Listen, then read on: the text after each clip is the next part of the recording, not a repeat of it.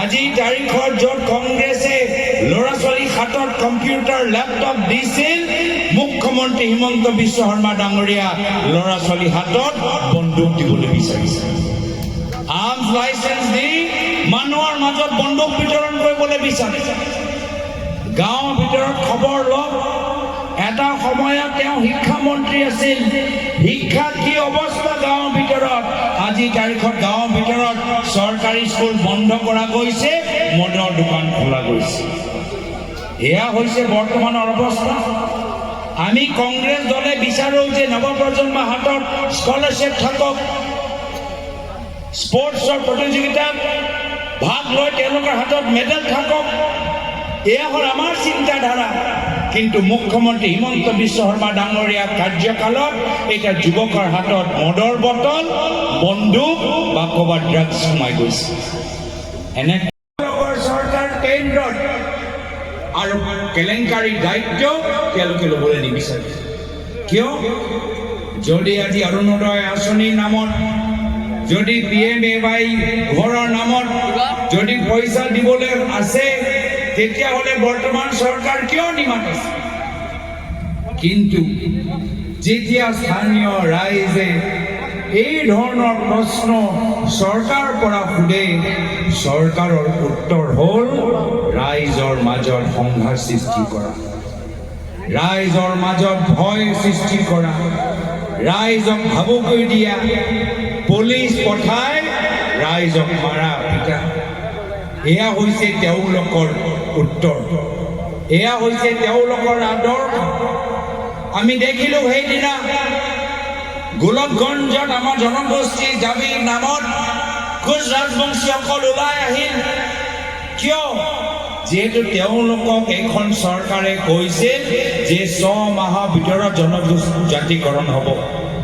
কিন্তু 6 মাহ পাৰ হৈ গ'ল, 10 বছৰ হৈ গ'ল, এইখন চৰকাৰ নিমাত। 6টা জনগোষ্ঠীৰ প্ৰতিনিধিসকলক মাতিব লাগিছিল, আলোচনা কৰিব লাগিছিল। কিন্তু আলোচনা নকৰাকৈ তেওঁলোকে পুলিচ পঠাই ল'ৰা ছোৱালীক তেওঁলোকে বেয়া একদম বৰ্বৰভাৱে তেওঁলোকে পিটিলে।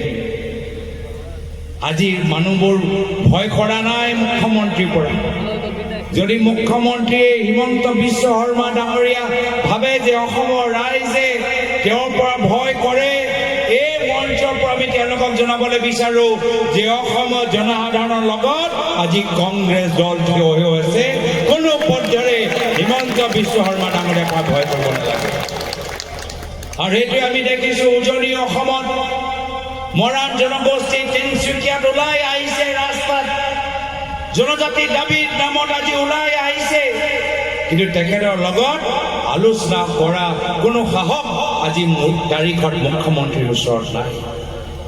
মুখ্যমন্ত্ৰী মাত্ৰ এটাই কথা জানে যে কেনেদৰে আপোনালোকৰ মাজত সংঘাত লগাই যায়।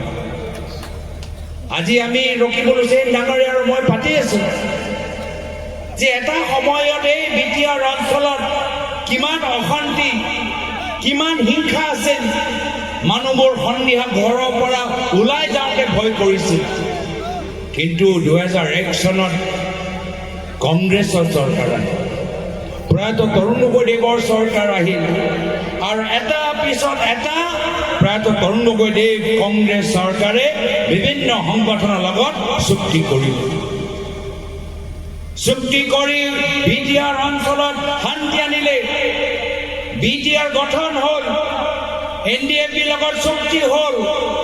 বিভিন্ন মানুহবোৰে বন্দুকৰ ৰাস্তা এৰি আমাৰ মেইন ষ্ট্ৰীম ৰাজনীতিত ভৰি দিলে। উন্নয়নৰ কামবোৰ আৰম্ভ হ'ল কংগ্ৰেছৰ দিনত। ল'ৰা ছোৱালী আজি দেখা পাইছোঁ, মই ল'ৰা ছোৱালীক ক'বলৈ বিচাৰোঁ আজি কম্পিউটাৰ যুগ, AI যুগ।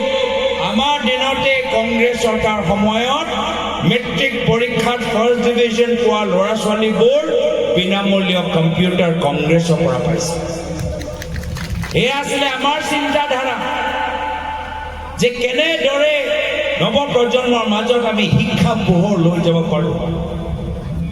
মহিলাসকল আজি দেখা পাইছোঁ মহিলাসকলৰ বাবে কংগ্ৰেছ চৰকাৰে কিমানবোৰ আঁচনি ওলালে, মাজনী, মামনি, বাইদেউ, নবৌ, আশা কৰ্মী, 108 কিয়? যিহেতু চিকিৎসাৰ ওপৰত আমাৰ কংগ্ৰেছ চৰকাৰে জোৰ দিছে। এগৰাকী মহিলা যেতিয়া সুস্থ থাকে তেতিয়া ঘৰখনৰ অৱস্থা ভাল হৈ থাকে, কিন্তু যদি এগৰাকী মহিলা অসুস্থ তেতিয়া ঘৰখন কোনে চম্ভালিব? এইবোৰ চিন্তা আমাৰ দিনত কংগ্ৰেছে কৰিছিল, কিন্তু আজিৰ তাৰিখত